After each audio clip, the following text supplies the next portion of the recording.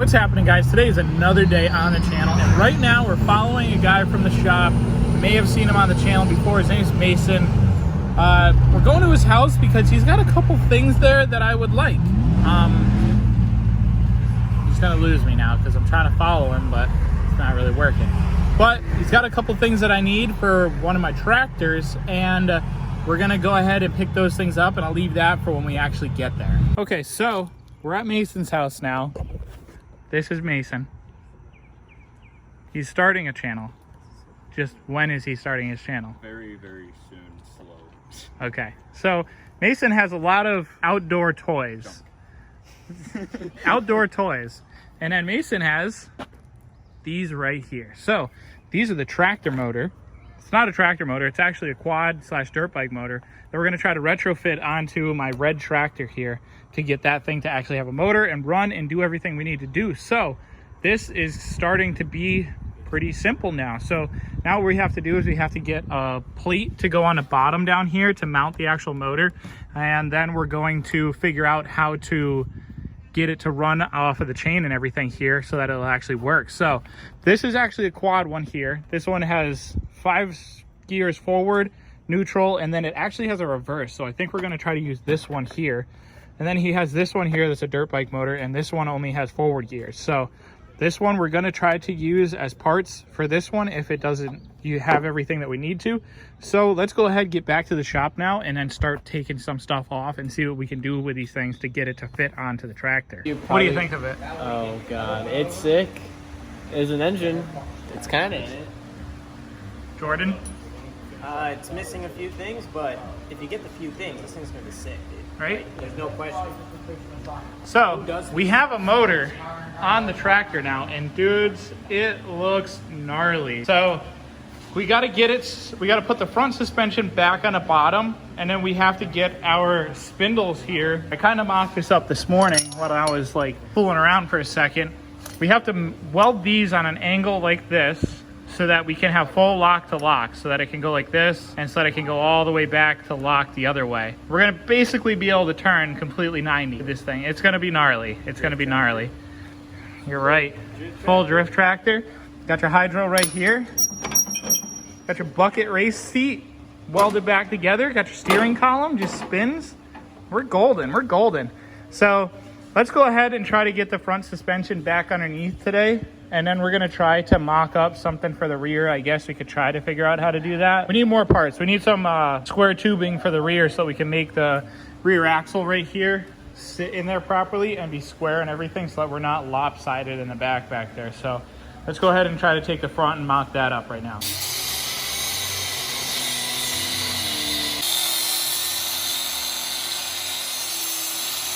What we're doing here is we're taking this piece here off. So we should be able to just kind of, that side's off there. Let's get this side off here. Oh.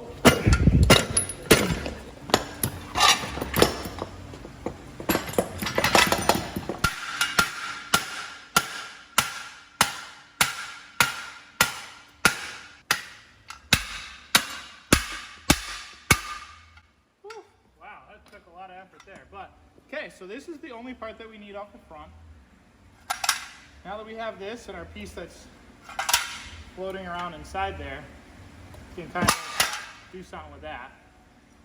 Kind of got a lot of parts laying on the floor again. So this piece we're not even going to use. We don't need that. This thing we don't need. The only thing we need was this. So we're going to take this now, and we're going to get this to be welded into here, so we can get our front suspension all set up. So we're back to working on the tractor here, and what we're gonna do today is we're gonna try to get this rear axle to be in here.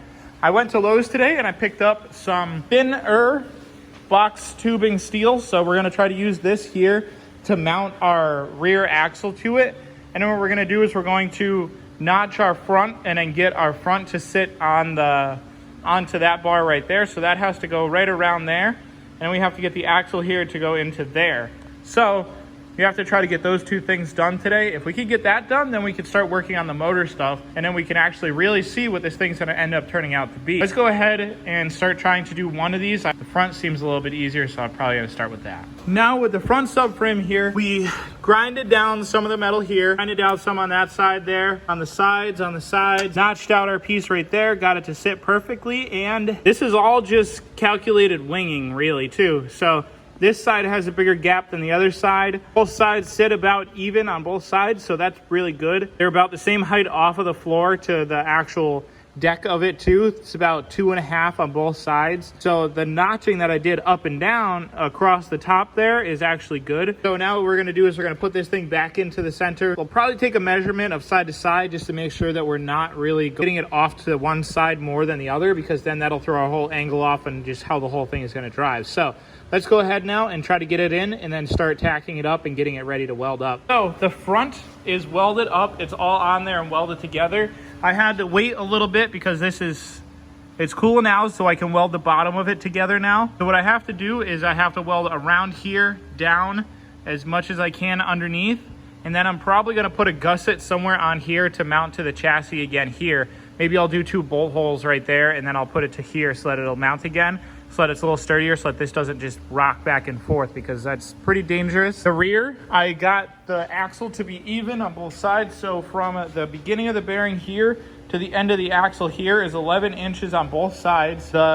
Where it sits on the tractor is almost even. Like I said before, guys, this is all just eyeball. It's winging it, calculated winging, and just hoping that it's all gonna end up right here. Obviously, if it doesn't, then we're gonna have to mess with some stuff, but overall, it should be pretty even.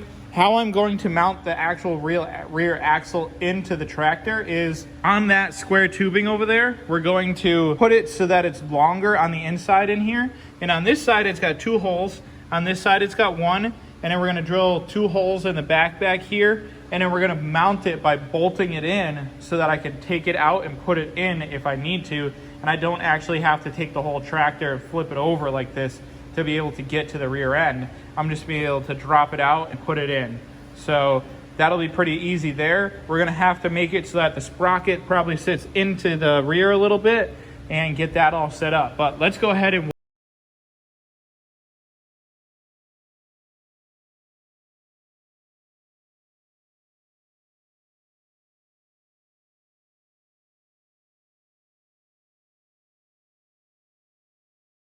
I made 2 gussets to help the front stay upright and help against any like twisting or anything like that. They're not perfect, obviously. They have big gaps on the bottom down here. Literally wing the cuts. This one over here was the best cut that I ever did on this whole thing right here. Check out that cut. It's pretty good, 45 right there.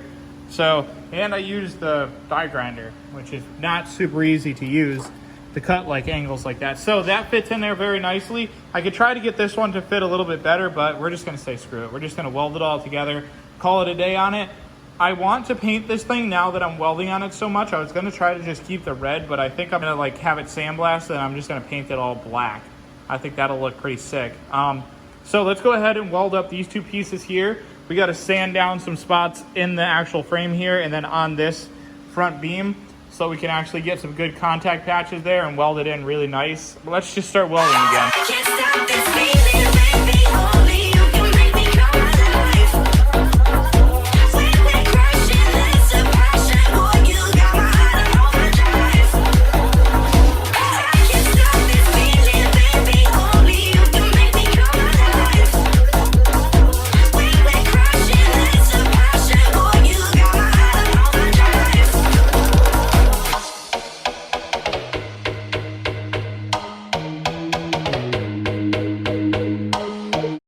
So now the gussets are all welded up. They're not great welded on the bottom side, but at least they're really good welded up here at the top. Those are definitely not gonna come off. So now I'm gonna flip it over. I'm gonna wait to do the rear end. I think I'm gonna do right now is I'm gonna get the motor to be mounted onto here so that I can actually bolt that up and see what it's gonna look like. What do you think of the front so far? That looks good. That looks really sturdy. Right? Sturdy enough. For what it is. Yeah. I mean, let's just not hit any curbs with it. Yeah, don't do that. That's a bad thing for me. I usually hit those. So let's go ahead and flip it over now and then try to get the motor to be mounted onto it. Okay, so now that the motor is sitting on the chassis here, we're gonna try to get the front to be all mounted up. And then we're gonna have to put some kind of rubber bushing on the back so that the motor can actually have like a flex point, and that's so that we don't crack the block or anything like that. So for the front right here, this is the piece that actually used to hold up the front whole bar beam piece there, the beam. And so now what we're gonna do is we're just gonna cut this, cut that, got 2 holes right there, bolt it up to the front, weld it on, done. Then the back is a little bit more complicated. I had 2 mounts right there that I was gonna use, but then I was like, maybe we should put that rubber mount on there. So let's get the front to be mounted up first, and then we'll work on the back. Okay, so now that you got your Ride Lomax in your tractor with a 250 quad motor, we're gonna mount up our motor now. So that's where our motor is gonna go, right in those 2 spots. Made up 2 mounting brackets, this one and this one right here. Boom and boom. Got to make sure they go on the right side though. So this one has to be here, then this one goes over there, like that. A little straighter than that, but yeah, you get the gist. So now what we're gonna do is we're gonna grind down both sides, and we're going to start welding her up. Should be pretty simple, and yeah. We're probably gonna put the motor on while we weld a couple tacks, just so that it stays in the right spot, but you get the gist. Let's go ahead and weld again. Okay, so now the front motor mounts are all welded up. Those are good to go. I think what I'm gonna do for the rear is I'm still gonna use this plate here and cut those pieces out. But what we're gonna do is we're gonna actually bolt those to the actual frame. And the reason why we're gonna do that is so that we actually have some kind of spring kind of adjustment for it, for the motor to torque up and torque down and do what it needs to do, because the last thing I would want is for the motor to crack a mount or something like that. So we're gonna get it all in, and we're gonna bolt it up eventually. This might be in the second half of this. I got an idea in my head now. Maybe what we could do is we'll put the 2 bolts through, and on the bottom underneath, we'll put springs, 2 springs on the bottom, so that when the motor torques up, it pulls on a spring, and then when it goes back, it just kind of falls back down.